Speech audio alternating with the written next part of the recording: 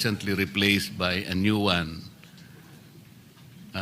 May I know the name of the current head of the LTO, Mr. President? Assistant Secretary Marcos Lacanilao, Your Honor, is the new head of the LTO.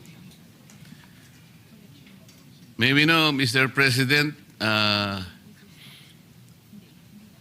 if the current LTO head has been trained in the transportation sector to merit replacement of Attorney Bigor Mendoza, the last one that I knew to be the head of the LTO.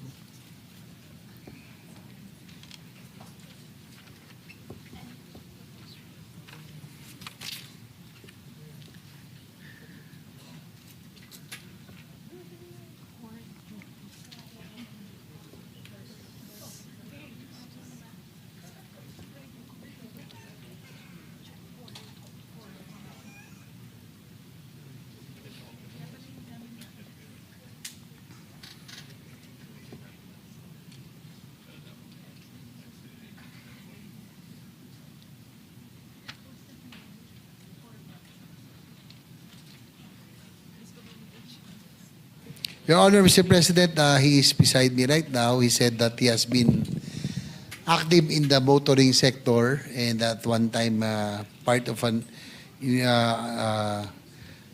one of the investigation in one of the issues in the LTO in sometime 2008-2009. May we know, Mr. President, how active or to what extent he is so active in the motoring sector?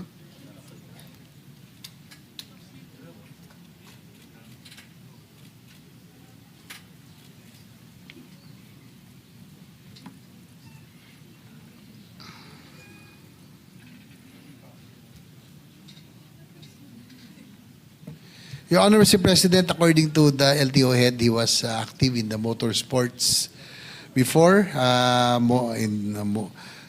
racing and motorcycle racing, Your Honor, Mr. President. Mr. President,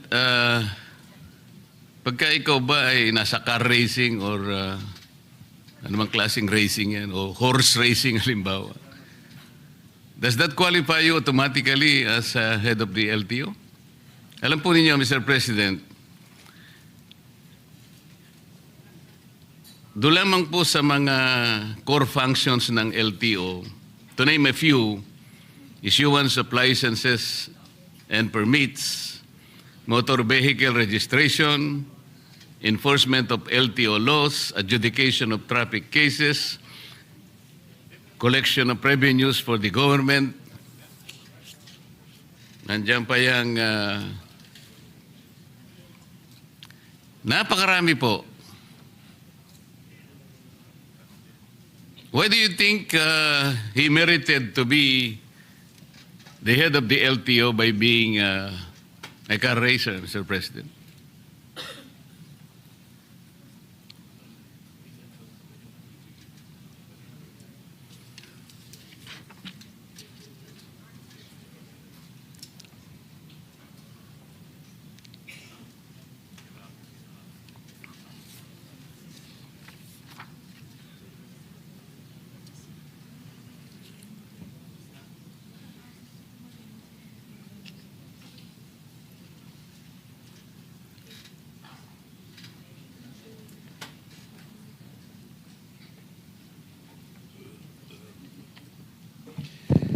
Your Honor, Mr. President, the LTO head said that he was formerly an ASEC of the civil defense and also was involved in yung pong kanilang family was part of had a bus company, and his previous jobs, he said that he was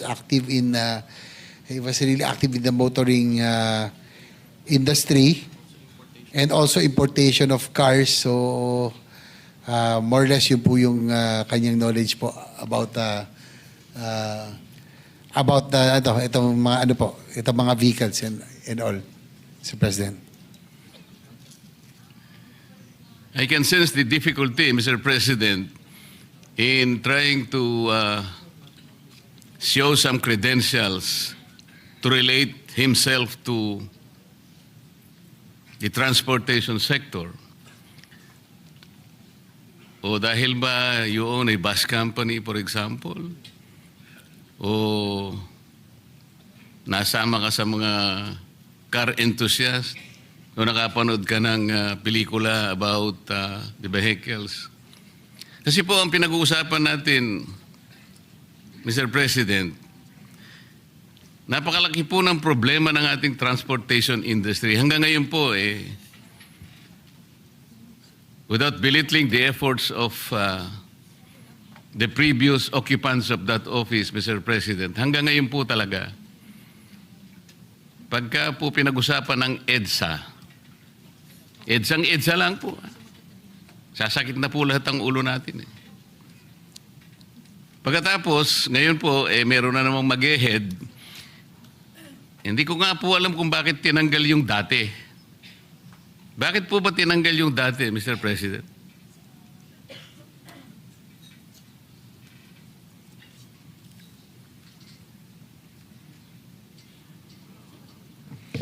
Your Honor, Mr. President, according to Secretary Lopez, they bow down to the wisdom of the President. No? There was sort of a rigodon within the DOTR family, yung pong LTO head dati. Si Atty. Vigor Mendoza is now with LTFRB. Si current LTO Director Lacanilao came from the Office of LT Cooperative Office of Transportation. Si Guadis napunta po sa Office of Transportation Cooperatives. Dati po si Director Lacanilao po yung nanggaling doon. So, ay di ba? Si Director Lacanilao, saan naman po galing? Ay, sorry. Ambassador pala siya ng Transnational Crime pala. Ito si Marcos Lacanilao, Your Honor. The current head of LTO. So, it was the decision of the President, prerogative of the President na nagkaroon po ng rigodon doon po sa DOTR attached agency, Your Honor. Mr. President, siguro po hindi na-advise na mabuti ang Presidente kasi kung galing pala siya sa transnational crimes, ano naman pong connection nun sa transportation? Ang alam ko po, the present occupant of that office is Special Envoy for Transnational Crimes. Tama po yun? SETC. Tama po. Kayo po yata yung naghatid sa dating Pangulo nung siya po ay nasa Villamor Air Base. Kayong sumama para sa dalhin sa The Hague. Tama po? Tama po, Your Honor. O yun lamang po siguro yung transport-related activity na pwede nating isangkot sa inyo. Other than that, wala. Tatang mahirap pa po, Mr. President, hindi naman kotse ang ginamit mo, aeroplano ang ginamit mo, so hindi ka rin dapat sana ron eh. Kung tricycle ang ginamit mo para dalhin mo si dating Pangulong Duterte sa The Hague, mula nung March hanggang ngayon, baka hindi ka pa nakarating. Sa layo nun. So wala din eh. Mr. President, ako po nangangamba lang sapagkat napakalaki ng problema ng transport sector natin. Licensing na licensing lang. Yung pag-i-issue lang ng plate ng mga sasakyan. Registration. Enforcement ng ating LTO laws. Paano niyo po i-undertake ang napakarami pong sagutin na ito? Wala naman po kayong training. Ano po ba yung academic discipline ng ating bagong ASEC ng LTO, Mr. President?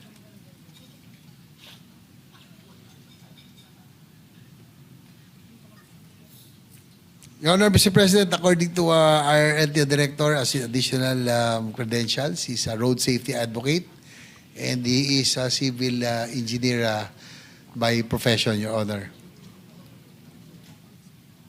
Ano po? Civil engineer po. Ang dami pong civil engineer sa Pilipinas. Nang dahil po ba safety engineer kayo, ang gusto ko po sanang malaman, ano po ba yung mga naging katangian ninyo, ang training ninyo, ang mga credentials ninyo dahil hindi po biro-biro ang opisinang pinasok ninyo? Nang dahil lamang po sa rigudon, gano'n lamang po. I don't think the President was advised very well. Marami naman po siyang pwedeng ilagay eh. Bakit po kayo nagaling sa Set C? Kaya ang nilagay. O sige, nirigudon sana kayo. Baka kayo na po siguro ang naging executive director ng PCTC. Kasi, kung hindi ako nagkakamali, yun ang Philippine Center for Transnational Crimes. Parang magkalapit. Pero para daling po kayo sa LTO, masyadong malayo po yun eh. Is my observation valid, Mr. President? Your Honor, Mr. President, according to Secretary Lopez, we just defer to the wisdom of the appointing authority, Your Honor. So, hindi rin naman daw nila, they were also caught by surprise doon nung nagkaroon po ng rigudon. So, they just have to follow orders, Your Honor, Mr. President. I will not question the wisdom of the appointing authority, Mr. President. I never will. Only the President can appoint anybody, nobody else. Ang problema lang, baka hindi siya in-advise ang mabuti. Kasi kung halimbawa, dadaan yan sa Commission on Appointments, siguradong hindi siya papasa, Mr. President. Because meritocracy, I think, is fundamental. That is the only way wherein the checks and balances of the legislature will come in. Without questioning the appointing authority, but we can assess the competence, the merit and fitness of the appointee. Now we are talking about the budget, Mr. President. We're going to entrust to the head of the LTO the budget that they required to execute the programs for 2026. The concern is, kung wala naman po kayong training sa gagawin ninyo,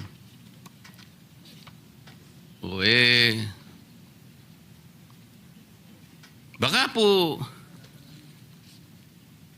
may papangako po ba ninyo na ang budget na ibibigay sa inyo ay talagang magagastos do sa kanyang dapat nakapuntahan, considering na hindi naman po kayo talaga nakaakma do sa posisyon na dapat sana ay naibigay do sa talagang karapat-dapat, Mr. President. Well, Your Honor, Mr. President, according to Secretary Lopez, since the LTO will be directly under the OSEC, they will really monitor and make sure that they will function and the reforms that need to be instituted will be done. So yan po ang commitment ng Secretary Lopez natin. In fact, meron nga akong ditong side. Meron din pong appointee ron na hindi ako pabor no, na political appointee. Na we should appoint people who have the technical skills and know-how and knowledge para hindi mo masayang. Not political appointees. I'm talking about the PNR chairman who was recently appointed. Sayang po ang ating pong PNR. Yan po ang advocacy natin, railway system. Nag-appoint po ng isang dati naming konsihal na who had a lackluster record kahit bilang konsihal. Kaya nga, minsan nasasayang, minsan nakakapagtaka rin. Ako rin, Mr. Chair, nagtataka rin ho ako minsan. Nangihinayang po ako sa posisyon. We should be appointing people who have that capability and knowledge in position para hindi ho nasasayang. Salamat po sa sagot. Ako naniniwala talaga ko na yung meritocracy, yung merit po talaga, importante rin yun. Halimbawa po ako, na-appoint ako na secretary ng DOH. Hindi ko po tatanggapin dahil hindi naman ako doktor Kung magicero po siguro, tatanggapin ko. Magic lang naman yun Ang ibig ko po sabihin, Mr. President, nang dahil ba kayo po ay inihatid nyo ang Pangulong Duterte sa The Hague? Ito po bang kabayaran, Mr. President? Ito po ba'y premyo? Kasi kailangan nating ma-disabuse po ang pagdududa ng mga kababayan natin. Hindi naman po kayo ang dapat na maghatid sa kanya ron Tama po, Mr. President.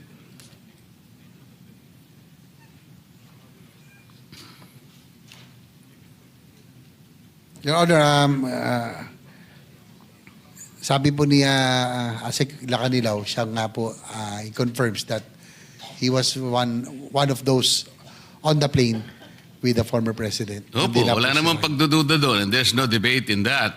Ang tinatanong po, kayo po bang authorized na dapat sumama na maghatid sa hindi tamang pagkakahatid sa dating Pangulo? Under what authority did you accompany the former president to the Hague, Netherlands? According to Asik Lacanilaw, being with the OSCE, they are on top of the Interpol po. Kaya po sila po kasama. Kaya What po do siya you po mean kasama. they are on top of the Interpol, Mr. President?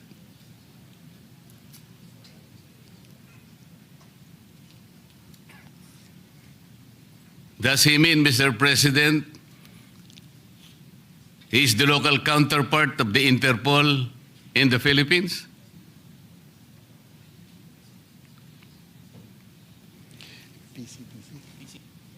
Yung pong PCTC daw po is that's Interpol NCB Manila. Yun nga po. Yan po. The PCTC is the Philippine Center for Transnational Crimes. Opo. Kaya hindi po totoo na sinasabi niya na he is on top of transnational crimes. Kayo po ay special envoy, but the local counterpart of the Interpol is the PCTC. It should have been the executive director of the PCTC who should have accompanied the former president, even if we assume that that was regular.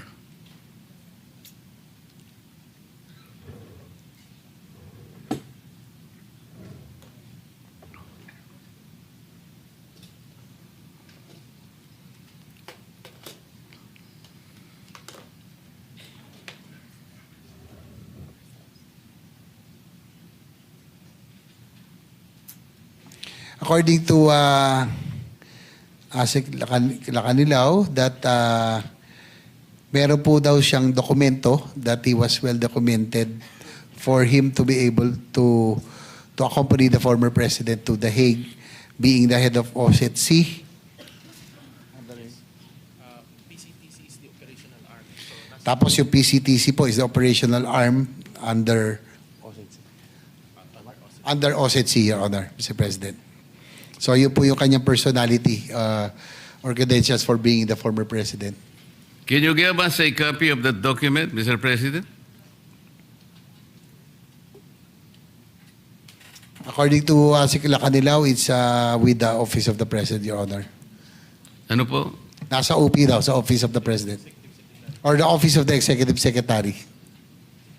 Can you get about that copy? He will try to request for a copy, Your Honor.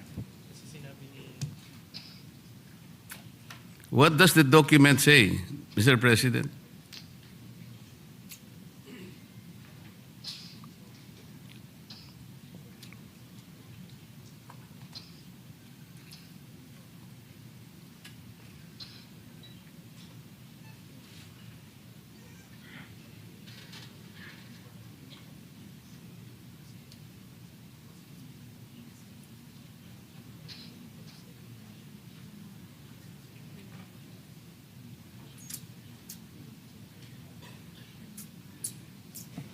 According to Asik Lacanilaw, he doesn't know exactly the contents of the document, but he was just informed that there was a document that designated or allowed him to accompany the former president, Your Honor, being OSCE.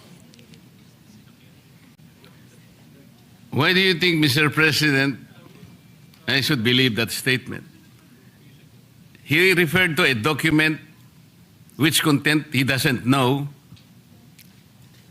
Ang alam niya lang niya, pinasasama sa kanya, Pangulong Duterte. What kind of reasoning is that, Mr. President?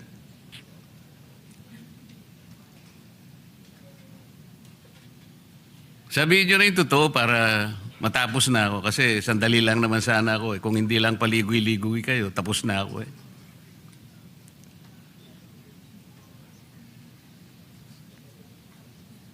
Well, according to him, it was in the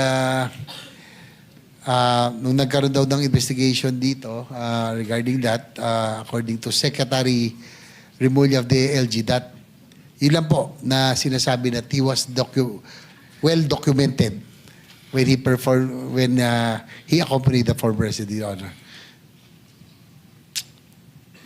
Sinabi mo na naman si Secretary Remulla eh.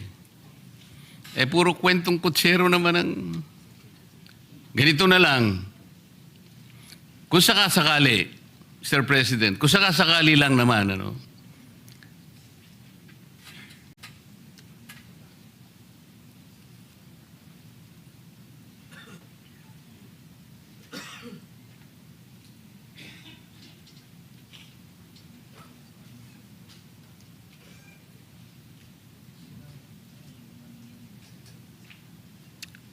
ito po kasi, tama naman yung aking suspecha, Mr. President.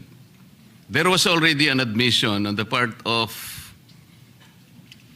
Ambassador Lacanilao then nung nag-hearing ang isang committee in the Senate on the arrest of FPRRD, na nag-volunteer ka lang eh. Because there is no available official of PCTC o walang personnel, kaya ikaw ang nag-volunteer. There is a transcript to this effect that you just volunteered. So there is no document.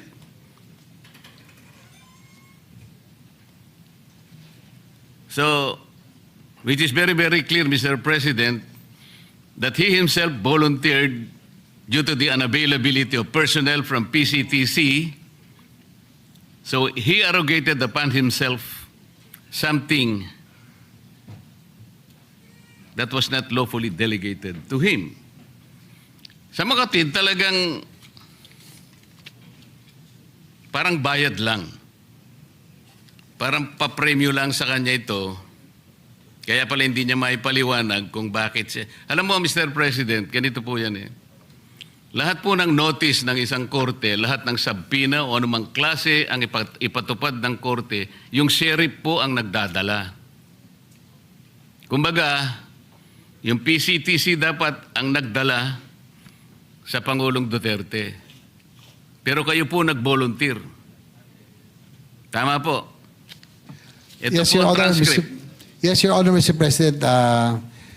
Inaamin po ni Secretary Lilaw na siya po ay nag-volunteer. Oh, nag-volunteer. So wala na yung dokumento ha. Wala na yung dokumento eh. Hindi mo nga maipaliwanag kung ano yung content ng document. Eh, kwento lang yun. Kwentong kutsero lang. Yes?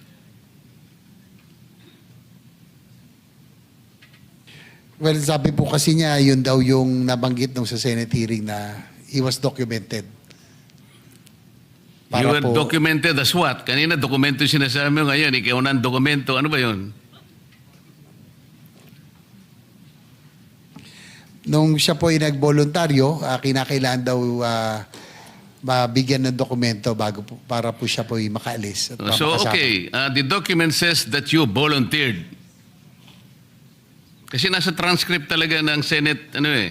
Yes, Your Honor. He confirms. So the last question now, since you volunteered to accompany the former president to the Hague, kahit na irregular, illegal lahat ang mga proseso, will you also volunteer kung sakasakali na babalik na ang dating Pangulo na ikaw rin ang mag-uwi sa kanya? He says that if there is an order for him to do so, he will volunteer to bring Paano him back. magiging voluntary yung kung ordering ka pa? Kaya nag-volunteer ka kanina. Mario Joseph naman na usapan ito. Kung may order daw, siya po isusunod, Your Honor. Ay, hindi na voluntary yun. In-orderan ka na. Mandate na yun eh. Salamat po, Mr. President. Pasensya na po at tumaba lang ng konti. Maraming salamat po, Mr. Sponsor. Thank you rin po. Right. Majority Leader. Thank you, Mr. President. With the permission of Senator Lauren, is it all right if he has only one question, Senator? Yeah. By age.